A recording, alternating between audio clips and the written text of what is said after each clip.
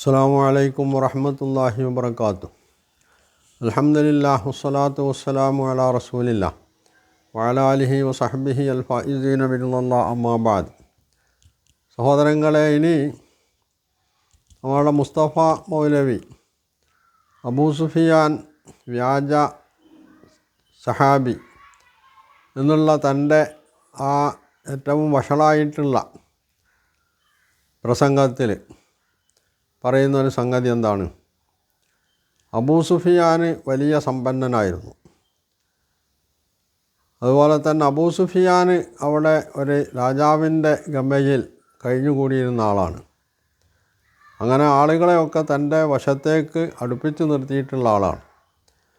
അബൂ സുഫിയാൻ ബനൂ ഉമയ്യ ഗോത്രക്കാരനാണ്. ബനൂ ഉമയ്യക്കാർ എപ്പോഴും ബനൂ ഹാഷിം, അതായത് നബി സല്ലല്ലാഹു അലൈഹി വസല്ലമയുടെ കുടുംബമായിട്ടുള്ള ബനൂ ഹാഷിമിനെ ദ്രോഹിക്കുകയും അവരുടെ സ്വത്ത് പിടിച്ചടക്കുകയും അവഹേളിക്കുകയും അവരുടെ കച്ചവട സാധനങ്ങൾ അല്ലെങ്കിൽ സ്ഥാപനങ്ങളൊക്കെ തകർക്കുകയും ഒക്കെ ചെയ്യാനുള്ളതാണ് അവരുടെ സ്ഥിരം പരിപാടി. അവരുടെ സ്ഥിരം പരിപാടി അതായിരുന്നു. എന്നാൽ ബനൂ ഹാഷിം പാവങ്ങളായിട്ട് ഇതൊക്കെ സഹിച്ച് കഴിഞ്ഞുകൂടാണ് ചെയ്തിരുന്നത്. ഇതിന് കഴിഞ്ഞ എപ്പിസോഡിൽ ഞാൻ പറഞ്ഞിട്ടുണ്ട്, ഇങ്ങനെയുള്ളൊരു അവസ്ഥ യഥാർത്ഥത്തിൽ മക്കയിൽ ബനൂ ഹാഷിമും ബനൂ ഉമയ്യയും തമ്മിലുണ്ടായിരുന്നില്ല. ഏതൊരു കുടുംബത്തിലുണ്ടാവുന്നത് പോലെ ഗോത്രത്തിലുണ്ടാവുന്നത് പോലെ ചില അസ്വാരസ്യങ്ങളൊക്കെ അവർ തമ്മിലുണ്ടായിട്ടുണ്ടെന്നുള്ളത് ശരിയാണ്. അതിൽ കവിഞ്ഞ് യഥാർത്ഥത്തിൽ അവിടെ ഒന്നും ഉണ്ടായിരുന്നില്ല. അതുണ്ടായിരുന്നു എന്ന് വരുത്തി തീർക്കാനുള്ള വലിയ ശ്രമങ്ങൾ യഥാർത്ഥത്തിൽ നടന്നിട്ടുണ്ട്. ചരിത്രത്തിൽ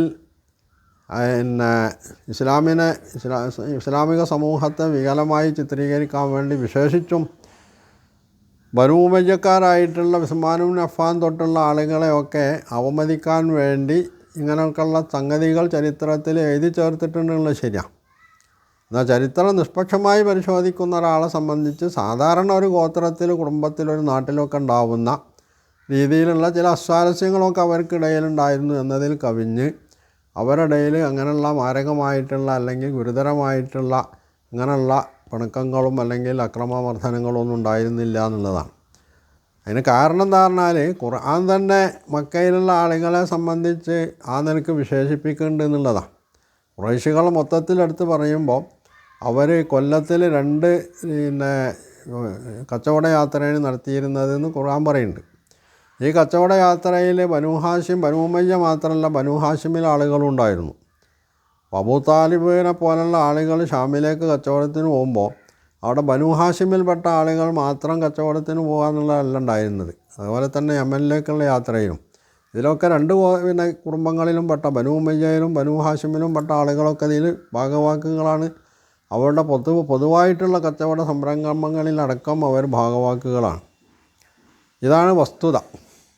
പിന്നെ അബൂ സുഫിയാൻ നബി സല്ലല്ലാഹു അലൈഹി വസല്ലമ പ്രവാചകനായി വരുന്ന കാലത്ത് അവിടുത്തെ രാജാവിൻ്റെ ഗമയിലോ അല്ലെങ്കിൽ അങ്ങനെയുള്ള ഉയർന്ന സ്ഥാനത്തായിരുന്നു പറഞ്ഞതും യഥാർത്ഥത്തിൽ പൊളിയാണ്.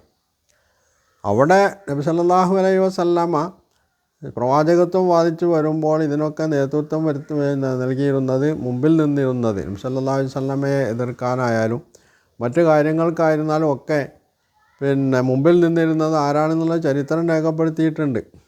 അബൂജഹിൽ എന്ന പേരിൽ പിന്നീട് അറിയപ്പെട്ട അബുൽ ഹക്കം എന്ന് ഖുറൈശികൾ, മക്കക്കാർ സ്നേഹപൂർവ്വം വിളിക്കുന്ന അംർ ബിൻ ഹിഷാം എന്ന് പറയുന്ന മനുഷ്യനാണ് ഇതിൻ്റെയൊക്കെ മുന്നിലുണ്ടായിരുന്നത്. അബൂ സുഫിയാൻ ഈ ഘട്ടത്തിൽ കച്ചവടവുമായിട്ട് ബന്ധപ്പെട്ട് ഉള്ള യാത്രയിലാണ് ഏർപ്പെട്ടിരുന്നത് എന്നതാണ് വസ്തുത.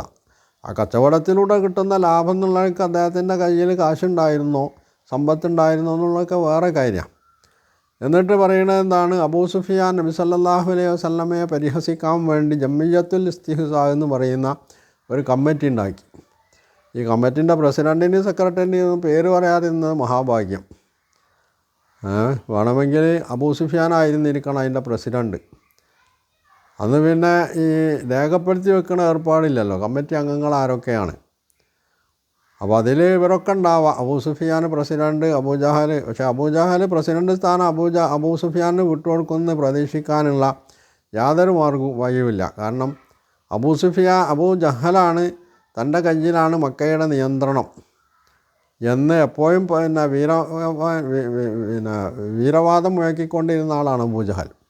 ആ അബൂജഹൽ ഇതിൻ്റെ പ്രസിഡൻ്റ് സ്ഥാനം അബൂ സുഫിയാനിന് വകവെച്ചു കൊടുത്തു എന്ന് പറയുന്നത് പോലും ബോഷ്കാണ്. അപ്പോൾ ബോഷ്ക പറയണതിൽ മൂപ്പർക്ക് വല്ല പ്രയാസമൊന്നും ഇല്ലാത്തതുകൊണ്ട് അങ്ങനെ പറയട്ടെ എന്ന് വെച്ചാൽ മതി.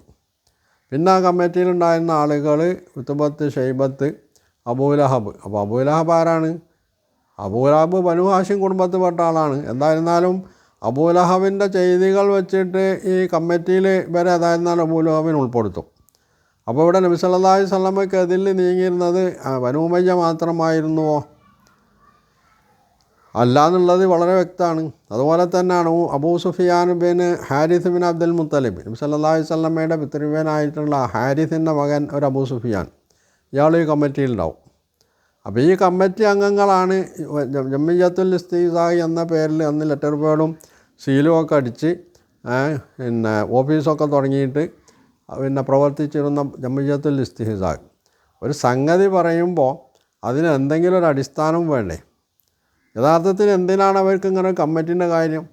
ഒരു സമൂഹം, ആ സമൂഹത്തിലെ മേലാളന്മാരായിട്ടുള്ള ആളുകൾ അവരിലെ താഴേക്കിടയിലുള്ള ആളുകളെയൊക്കെ തങ്ങളുടെ പരിധിയിൽ നിർത്തുകയും തങ്ങൾ പറയുന്നതിൻ്റെ അപ്പുറത്തേക്ക് നിങ്ങൾ പോകാൻ പാടില്ല എന്ന് കണ്ണുരുട്ടി അവരോട് പറയുകയും ചെയ്യുമ്പോൾ സ്വാഭാവികമായിട്ടും ആ സമൂഹത്തിലെ താഴേക്കിടയിലുള്ള ആളുകൾ ഈ വലിയ ആളുകൾ പറയുന്നതൊക്കെ അംഗീകരിക്കും. പിന്നെ അവരെ സംബന്ധിച്ചിടത്തോളം ആവശ്യമുള്ളത് എന്താണ്? ദാറുൻ നജ്വ എന്ന് പറയുന്ന ഒരു കൂടിയാലോചന സദസ്സുണ്ട്. അത് നബി സല്ലല്ലാഹു അലൈഹി വസല്ലം പ്രവാചകത്വം സ്വീകരിച്ചതിൻ്റെ ശേഷം ഉണ്ടായിട്ടുള്ള സംവിധാനമല്ല, അതിൻ്റെ മുമ്പേ ഉള്ളതാണ്. അതിലവർ കൂടിയിട്ട് മക്കയിൽ നടക്കുന്ന സംഗതികൾ ചർച്ച ചെയ്യും. എന്നിട്ട് അതിൽ സ്വീകരിക്കേണ്ട നയനിലപാടുകൾ എന്താണെന്നുള്ളത് അവർ തീരുമാനിക്കും. അത് നബി സല്ലല്ലാഹു അലൈഹി വസല്ലമയുടെ കാര്യത്തിലും സ്വീകരിച്ചിട്ടുണ്ട്. അതിലും യഥാർത്ഥത്തിൽ ബനൂ ഉമയ്യ മാത്രമല്ല ഉള്ളത്, ബനൂ ഉമയ്യയും ബനൂ ഹാഷിമും മറ്റുള്ള കുടുംബങ്ങളും ഒക്കെ അതിലും പങ്കെടുക്കുന്നുണ്ട് എന്നുള്ളതാണ് വസ്തുത. അപ്പോൾ ഇതിൽ ബനൂ ഉമയ്യത്തിനെ ഒറ്റപ്പെടുത്തുന്നത് എന്താണെന്ന് ചോദിച്ചാൽ, അവിടെ ഉസ്മാൻ റളിയല്ലാഹു അൻഹു തൊട്ട് അബൂ സുഫിയാൻ, മുആവിയ തുടങ്ങിയുള്ള ആളുകളെയൊക്കെ ഇസ്ലാമിൻ്റെ പുറത്ത് നിർത്തേണ്ടതുണ്ട്. അതുകൊണ്ടാണ് അബൂ സുഫിയാനെ സംബന്ധിച്ചിടത്തോളം വ്യാജ സഹാബി എന്ന് മൂപ്പര് സർട്ടിഫിക്കറ്റ് കൊടുത്തിട്ടുള്ളത്. അപ്പോൾ മൂപ്പരെ സർട്ടിഫിക്കറ്റ് അനുസരിച്ചാണ് അള്ളാഹു പരലോകത്ത് കാര്യങ്ങളൊക്കെ കൈയാളുക. പാവം അബൂ സുഫിയാൻ, അള്ളാഹു അദ്ദേഹത്തെ നരകത്തിൽ ഈ സർട്ടിഫിക്കറ്റ് അനുസരിച്ചായിരിക്കുമല്ലോ ഇടുക. അപ്പോൾ ഇത്രയ്ക്ക് ഒരു മനുഷ്യൻ്റെ ദുഷ്ടത എന്ന് പറഞ്ഞാൽ മനസ്സ് ദുഷ്ടമായി പോയാൽ പിന്നെ ആ മനുഷ്യനെ വീണ്ടെടുക്കുക എന്നുള്ളത് വളരെ പ്രയാസകരമായ സംഗതിയാണ്. അള്ളാഹു തന്നെ അയാളെ പ്രത്യേക പരിഗണന വെച്ചിട്ട് രക്ഷപ്പെടുത്തേണ്ടി. ഇതാണ് യഥാർത്ഥത്തിൽ മുസ്തഫൻ്റെ അവസ്ഥ പറഞ്ഞാൽ. എന്നിട്ട് പിന്നെ പറയുന്നത് അബൂ സുഫിയാൻ്റെ നേതൃത്വത്തിലുള്ള ഈ സംഘം നബി സല്ലല്ലാഹു അലൈഹി വസല്ലമയെ എല്ലാ നിലക്കും ദ്രോഹിച്ചു കൊണ്ടിരുന്നു.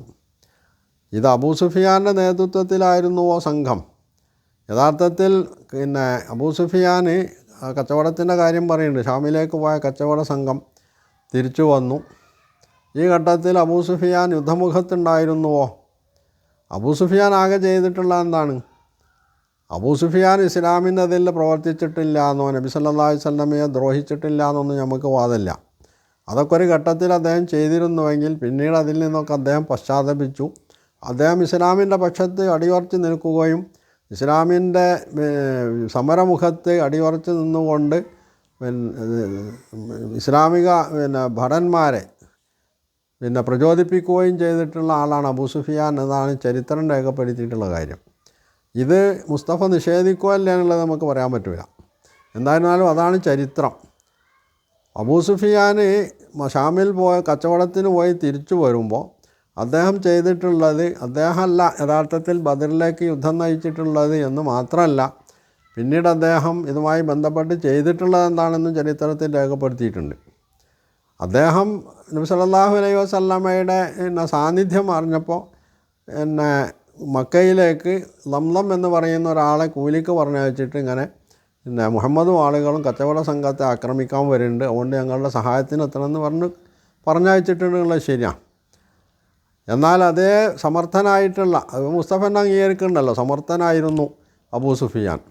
സമർത്ഥനായിട്ടുള്ള അദ്ദേഹം തൻ്റെ കച്ചവട സംഘത്തെയുമായിട്ട് കടൽ തീരത്തിലൂടെ നബി സല്ലല്ലാഹു അലൈഹി വസല്ലമക്കും സഹാബിമാർക്കും പിടികൊടുക്കാതെ രക്ഷപ്പെട്ടു മക്കയിൽ തിരിച്ചെത്തി സുരക്ഷിതമായിട്ട്. അതിനുശേഷം അബൂ സുഫിയാൻ അബൂജാലും ആളുകളൊക്കെ അപ്പോഴേക്ക് യുദ്ധം എന്നെ കൊതിച്ചുകൊണ്ട് പോയി കഴിഞ്ഞിട്ടുണ്ട്. അബൂ സുഫിയാൻ ഇവരുടെ പിന്നാലെ ആളുകളെ വീഴുന്നുണ്ട്, ദൂതന്മാരെ വീഴുന്നുണ്ട്, ഞങ്ങളിവിടെ സുരക്ഷിതമായിട്ട് എത്തിയിട്ടുണ്ട്, അതുകൊണ്ട് ഇനി നിങ്ങൾ മുന്നോട്ട് പോകേണ്ട, തിരിച്ചു പോരണമെന്ന്. ഇവിടെ അബൂജഹലാണ് യഥാർത്ഥത്തിൽ അഹങ്കാരത്തോടു കൂടി ഞങ്ങൾ തിരിച്ചു പോരുകയില്ല, ഞങ്ങൾ മുഹമ്മദിനെ ആളുകളെ ഒരു പാഠം പഠിപ്പിച്ച് കുറച്ച് ദിവസം അവിടെ പോയി കഴിഞ്ഞുകൂടി മുഹമ്മദിനെ ഒരു പാഠം പഠിപ്പിച്ചിട്ടേ ഞങ്ങൾ തിരിച്ചു പോരുള്ളൂ എന്ന് പറഞ്ഞ് പിന്നെയും മുമ്പോട്ട് പോയിട്ടുള്ളത്. പിന്നീട് ബദർ യുദ്ധത്തിൽ അബൂജഹലും ആളുകളും ഉത്ബത്ത് ഷൈബത്തിനെ പോലുള്ള ആളുകളൊക്കെ കൊല്ലപ്പെട്ടതിന് ശേഷമാണ് അബൂ സുഫിയാൻ രംഗത്ത് വരുന്നത്, നേതാവായിട്ട് വരുന്നത്. അതുവരെ അബൂ സുഫിയാൻ നേതാവല്ല, അദ്ദേഹം ഒരു കച്ചവടക്കാരൻ മാത്രമാണ്. നേതൃത്വം അദ്ദേഹത്തിനുണ്ടായിരുന്നിരിക്കാം, അത് സ്വാഭാവികമായിട്ട് എല്ലാ മനുഷ്യർക്കും ഉണ്ടാകുന്നൊരു സംഗതി അബൂ സുഫിയാനുണ്ടായിരുന്നു. എന്ന് മാത്രമല്ല, അദ്ദേഹം പിന്നീട് നബി സല്ലല്ലാഹു അലൈഹി വസല്ലമക്കെതിരിൽ യുദ്ധങ്ങൾ നയിച്ചിട്ടുണ്ട്. അതൊക്കെ ശരിയാണ്. ഈ യുദ്ധങ്ങൾ നയിച്ചിട്ടുള്ള അബൂ സുഫിയാൻ നബി സല്ലല്ലാഹു അലൈഹി വസല്ലമയെയും ഇസ്ലാമിനെയും അവഹേളിക്കാനും ശ്രമിച്ചിട്ടുണ്ട് എന്നുള്ളതും ശരിയാണ്. അതുകൊണ്ടാണ് അദ്ദേഹം ഉഹദ് യുദ്ധത്തിൽ മുസ്ലിങ്ങളോട് വിളിച്ചു പറഞ്ഞിട്ടുള്ളത്, ലാ ഉസ്സ ലനാ ഉസ്സ വലാ ഉസ്സ ലക്കും, ഞങ്ങൾക്ക് ഉസ്സ എന്ന് പറയുന്ന ഒരു ദേവനുണ്ട്, നിങ്ങൾക്കതില്ലല്ലോ, ദേവനല്ല ദേവിയുണ്ട്, നിങ്ങൾക്കങ്ങനെ ഒരു ഉസ്സ ഇല്ല. അപ്പോൾ അതിന് മറുപടി പറയാൻ വേണ്ടി നബി സല്ലല്ലാഹു അലൈഹി വസല്ലം സഹാബിമാരോട് നിർദ്ദേശം എന്തായിരുന്നു? അല്ലാഹു മൗലാന വലാ മൗലാലക്കും, ഞങ്ങളുടെ രക്ഷകൻ അള്ളാഹുവാണ്, നിങ്ങൾക്ക് അങ്ങനെ ഒരു രക്ഷകനില്ല. നിങ്ങളുടെ ഉസ്സ എന്ന് പറയുന്നത് അതൊരു വൃക്ഷം, റിപ്പോർട്ട് അനുസരിച്ച് അതൊരു വൃക്ഷമാണ്, അത് ചിലപ്പോൾ ഉണങ്ങിപ്പോവാം. ഇനി ഉണങ്ങി പച്ച പിടിച്ച് നിൽക്കുകയാണെങ്കിൽ പോലും ഉസ്സക്ക് നിങ്ങളെ രക്ഷിക്കാൻ കഴിയില്ല. എന്നാൽ ഞങ്ങളുടെ സംഗതി അങ്ങനെയല്ല, ഇപ്പോൾ ഇവിടെ തൽക്കാലത്തേക്ക് പരാജയപ്പെട്ടിട്ടുണ്ട്, യുദ്ധത്തിൻ്റെ 2ാം റൗണ്ടിൽ ഞങ്ങൾ പരാജയപ്പെട്ടിട്ടുള്ളത് ശരിയാണ്. പക്ഷേ ഈ പരാജയം എന്നേക്കുമുള്ള പരാജയമല്ല. കാരണം ഞങ്ങൾക്ക് അള്ളാഹു ഉണ്ട്, ആ അള്ളാഹുവിൻ്റെ സഹായം ഞങ്ങൾക്ക് ലഭിക്കുമെന്നത് ഞങ്ങൾ ഉറച്ച വിശ്വാസമുണ്ട്, അതുമായിട്ട് ഞങ്ങൾ മുമ്പോട്ട് പോകും എന്ന് വിളിച്ചു പറയാനാണ് നബി സല്ലല്ലാഹു അലൈഹി വസല്ലം പറഞ്ഞിട്ടുള്ളത്. എന്ന് മാത്രമല്ല, അബൂ സുഫിയാൻ പിന്നെയും ഇസ്ലാമിനെതിരിൽ ആണ് തിരിഞ്ഞിട്ടുള്ളത്. അങ്ങനെയാണ് ഹുദൈബിയയിൽ ഈ ഗത്ഫാൻ അടക്കമുള്ള അതുപോലെ തന്നെ ബനൂ ഖുറൈള അടക്കമുള്ള യഹൂദ മുശ്രിക്കുകളുമായിട്ടുള്ള സംഘങ്ങളെയൊക്കെ സംഘടിപ്പിച്ചിട്ട് നബി സല്ലല്ലാഹു അലൈഹി വസല്ലമയ്ക്ക് ഇസ്ലാമിനെതിരിൽ യുദ്ധത്തിനൊക്കെ ഒരുങ്ങുന്നതിനുള്ളതൊക്കെ ശരിയാണ്. ഇവിടെ അബൂ സുഫിയാനെ ഈ ഘട്ടത്തിൽ വിശുദ്ധനായി പ്രഖ്യാപിക്കല്ല ഇവിടെ ഉദ്ദേശം. ഇസ്ലാമിലേക്ക് വന്ന അബൂ സുഫിയാൻ അദ്ദേഹം കാപഢ്യവുമായിട്ടാണ് ഇസ്ലാമിലേക്ക് വന്നിട്ടുള്ളത് എന്ന് പറയണമെങ്കിൽ മുസ്തഫയെപ്പോലുള്ള വിവരദോഷികളുടെ അടുത്ത് എന്ത് തെളിവാണുള്ളത്? ഇനി ഒരു പക്ഷേ ചിലപ്പോൾ ഷിയാക്കൾ അങ്ങനെയൊക്കെ എഴുതി വച്ചിട്ടുണ്ടോ എന്ന് നമുക്കറിയില്ല, ഉണ്ടായിരിക്കാൻ സാധ്യതയുണ്ട്. കാരണം അവർക്ക് നബി സല്ലല്ലാഹു അലൈഹി വസല്ലം അലിയിനോടുള്ള മുഹബ്ബത്തിനേക്കാൾ കൂടുതൽ മറ്റുള്ളവരെ തേജോവധം ചെയ്യുകയും അവരെ നിഷേധികളോ മറ്റോ ഒക്കെ ആയിട്ട് ചിത്രീകരിക്കുകയും ഒക്കെ ചെയ്യാന്നുള്ളതാണ് ഷിയാക്കളുടെ രീതി എന്ന് പറയുന്നത്. അതിനു വേണ്ടിയുള്ള എല്ലാ കളിയും അവർ എല്ലാ കാലത്തും കളിച്ചിട്ടുണ്ട്, ഇപ്പോഴും അവർ കളിച്ചുകൊണ്ടിരിക്കുന്നുണ്ട്. ഇതിൽ ആകൃഷ്ടനായിട്ടാണ് യഥാർത്ഥത്തിൽ CH മുസ്തഫ എന്ന് പറയുന്ന ഈ വിവരദോഷി അബൂ സുഫിയാൻ്റെ ഈമാനിനെ പോലും നിഷേധിച്ചുകൊണ്ട് അദ്ദേഹം വ്യാജ സഹാബിയാണ് എന്ന് വരുത്തി തീർക്കാൻ ശ്രമിക്കുന്നത്. ഒരു മനുഷ്യനെ സംബന്ധിച്ചിടത്തോളം അള്ളാഹു പറഞ്ഞിട്ടുള്ളത് എന്താണ്? എത്ര തന്നെ തെറ്റ് ചെയ്താലും നിങ്ങൾ തിരിച്ചു വരാൻ പശ്ചാത്തപിക്കാൻ തയ്യാറുണ്ടെങ്കിൽ ഞാൻ ആ പശ്ചാത്താപം സ്വീകരിക്കാൻ തയ്യാറാണെന്നാണ്.